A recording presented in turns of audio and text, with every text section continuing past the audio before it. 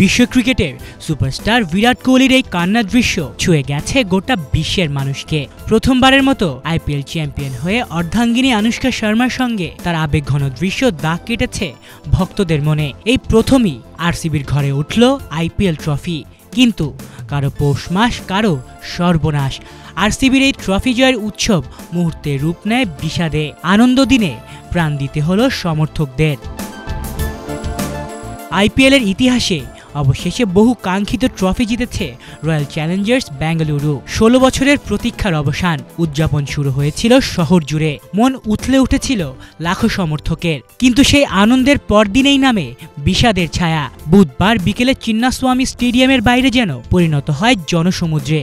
কেউ এসেছিলেন পতাকা হাতে, কেউ বা চোখে জল নিয়ে গলা মিলিয়েছিলেন সেই স্লোগানে, ইসবার কাপ নামরু আরসিবি।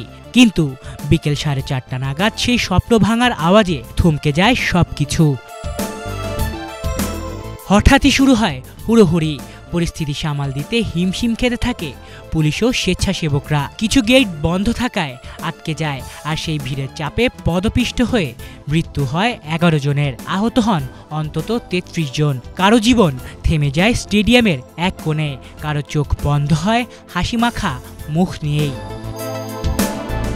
প্রথমে নীরব ছিল কর্তৃপক্ষ, তবে রাতে এক বিবৃতিতে শোক প্রকাশ করে তারা। সমর্থকের নিরাপত্তা সবসময় তাদের অগ্রাধিকার জানিয়ে ক্ষতিগ্রস্ত পরিবারগুলোর প্রতি আন্তরিক সমবেদনা প্রকাশ করে তারা। বিরাট কোহলি লিখেছেন, ভাষা খুঁজে পাচ্ছি না, এটি একটি হৃদয় বিদারক ঘটনা।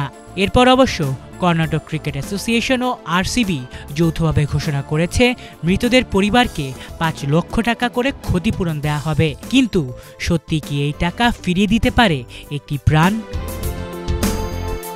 আর এসবের মধ্যেই প্রশ্ন উঠেছে, যেখানে বাইরে ঝরে পড়ছে প্রাণ, সেখানে স্টেডিয়ামের ভেতরে বাজছে আলো, বাজনা আর উল্লাস। অনেকেই প্রশ্ন তুলছেন, একটু থেমে যাওয়াও কি সম্ভব ছিল না? বিজয়ের উৎসবের ভিড়ে হারিয়ে গেল কিছু নাম, কিছু মুখ, যাদের বাড়ির মানুষ আর কোনোদিন ফিরে পাবে না। আজ আরসিবি চ্যাম্পিয়ন, কিন্তু কিছু পরিবারে আজীবনের মতো হারিয়ে গেছে আনন্দের সংজ্ঞা। আলিফ চৌধুরী, বাংলাভিশন স্পোর্টস।